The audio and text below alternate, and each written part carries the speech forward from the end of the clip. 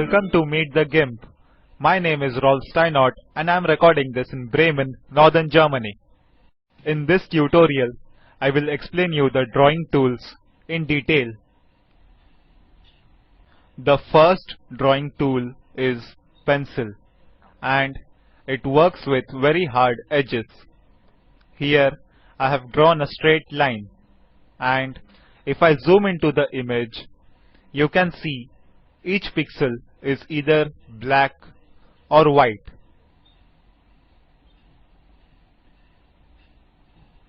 When I select the paintbrush for drawing, I get a line which has soft edges, and when I switch back to zoom, you can see a hard line with visible jaggeds when drawn with pencil, and when I draw with paintbrush, I get a soft line.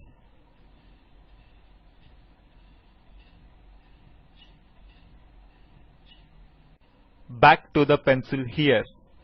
You see the pencil is very sharp in the edges and paintbrush is smooth, but you can't see here the jaggeds. This is called trick of the eye. When I enlarge it, you see it here. It's anti-aliased. This is the main difference between the pencil and the paintbrush. Otherwise, they are nearly equal and their options too.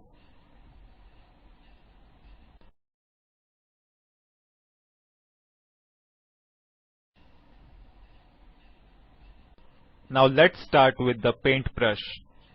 Click on the paintbrush tool in the toolbox and you get the options for that. The modes are just the same as in the layer modes. As you can see here, multiply or overlay and so on. Here is the opacity slider, and by using this you can control the visibility and the color of the line. I slide the value to say 25%, and now when I draw, I get a light grey line instead of black, and when I cross this line with a new line, you can see that the color gets stronger, but it only happens if I go over it with a new line.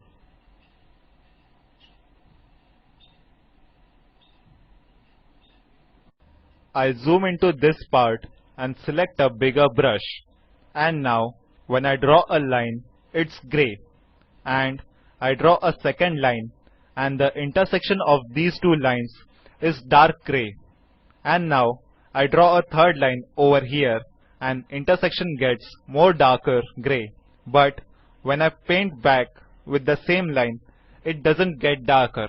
So this works only from stroke to stroke, and you can easily paint an area with grey and you don't have to watch carefully while filling this.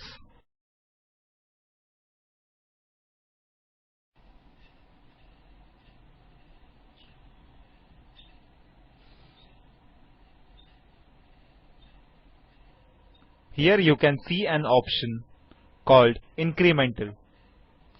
When you select incremental, you get much stronger effect. Let's go to the options of the brushes, and here you can see the spacing of this brush is set to 20%.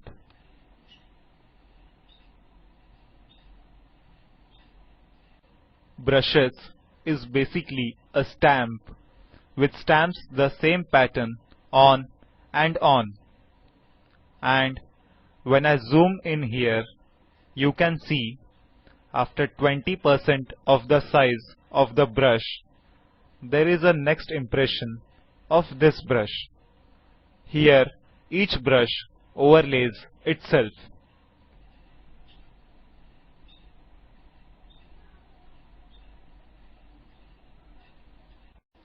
When you deselect incremental option, you can see the each stamping of the brush, but there is no painting over, and I have to start a second line. And when I select incremental, I can paint over and over.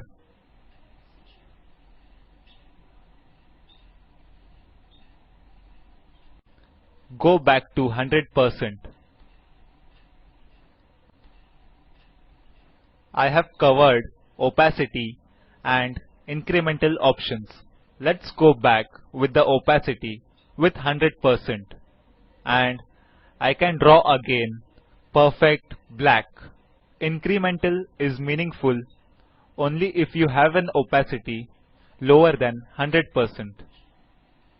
Scale slider controls the size of the pen here, and when I slide down to 1, you get a small size of the brush.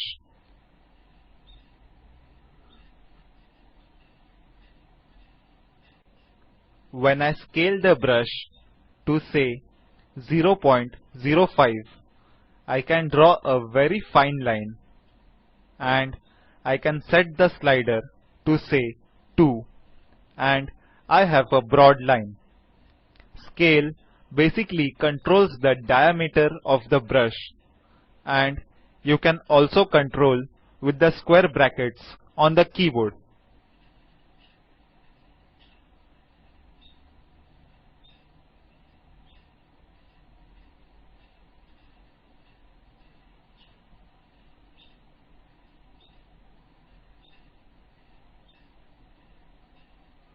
With the help of open square bracket, I can reduce the size of brush, and with close square bracket, I can increase the size.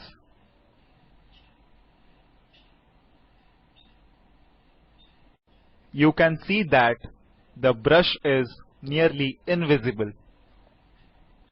So, I can adjust the size of brush without leaving the area where I paint.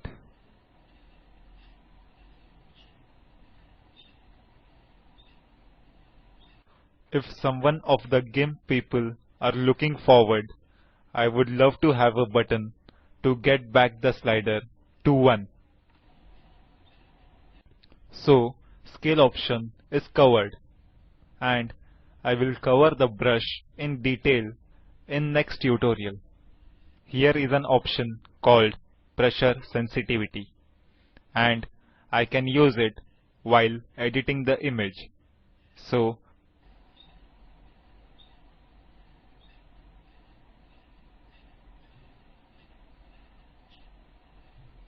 let's have a look here at opacity.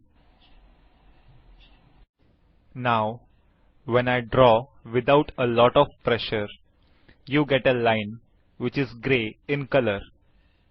And when I increase the pressure, I get a dark color. And when I decrease the pressure, I get a light colored line.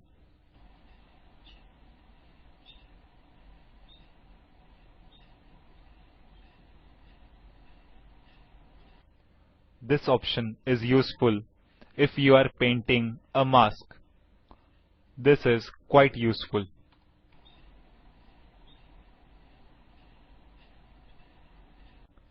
Next option is hardness. When I draw with not much pressure, there is a soft border, and when I increase the pressure, the paintbrush acts like a pen.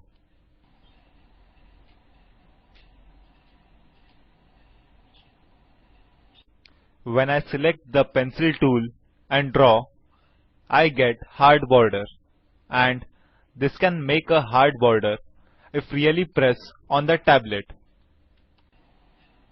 I can change the size of the brush with pressure sensitivity.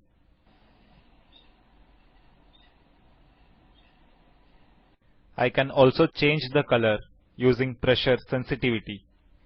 So I select another color from the background color. How this one here. So let's select this red color. And for the foreground color, let's select a nice green. And When I start painting here with the selected color, with low pressure, I get green, and when I am increasing the pressure, I get red, and if released, I get green or greenish stuff again, and in between, the color changes between green and red. The last option is using color from the gradients.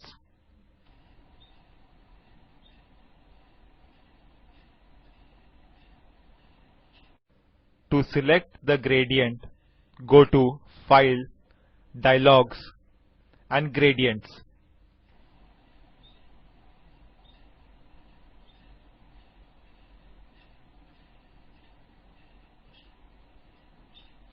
Here's the gradient, and now I just grab this window and pull it to here, and now I have a gradient here.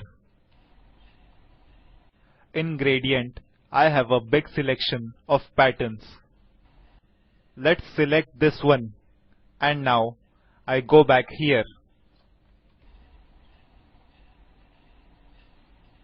Now when I'm painting, the paint goes through this pattern on the gradient. It's quite funny for some things like writing or working with gradients.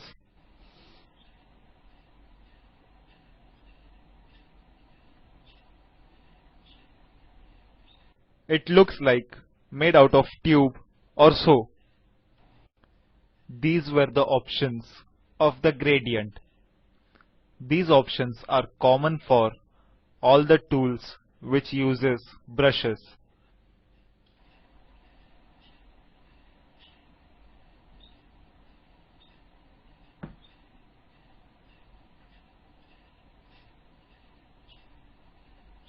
That is pencil, the paintbrush, the eraser, the airbrush, which has some additional options.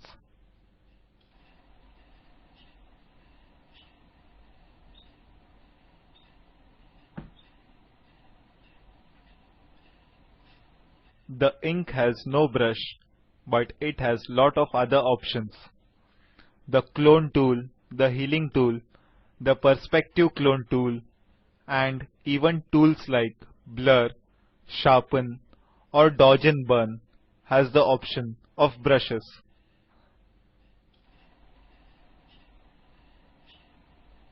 Now let's go back to pencil and paintbrush. Just clear this again. There are some tricks which you can use here.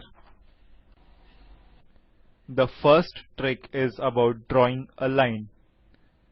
When I try to draw a straight line, it's a bit difficult.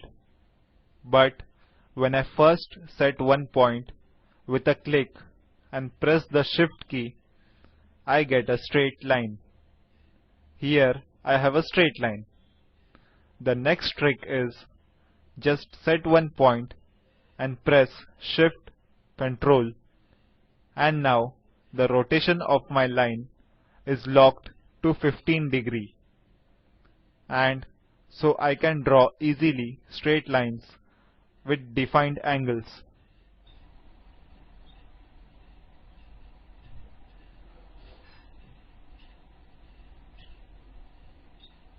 So what a masterpiece here. There is something else that you can do with this shift key. For that, select the gradient tool.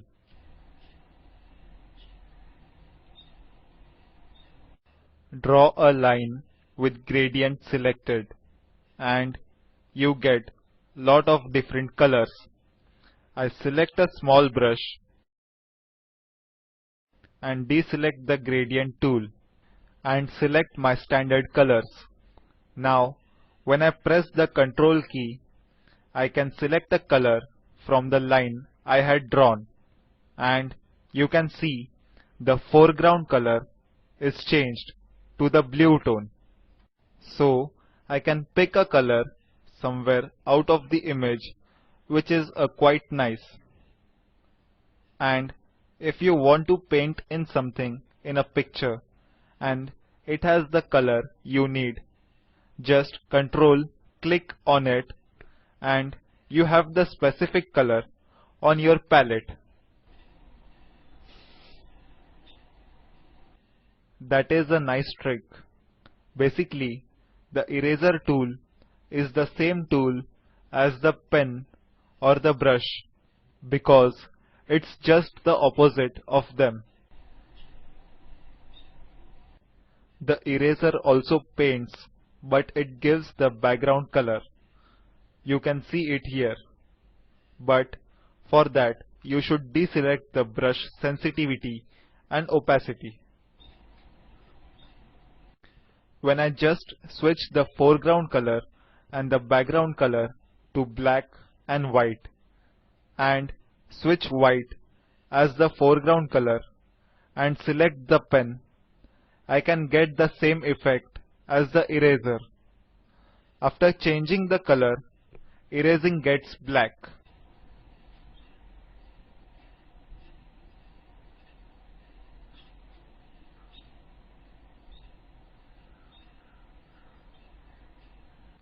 You can change the foreground and background color by pressing the X key. I have covered the pencil, the paintbrush and also the eraser in detail. For more info, go to meetthegimp.org. If you want to send a comment, please write to info@meetthegimp.org. This is Hemant Vaidande, dubbing for the Spoken Tutorial project.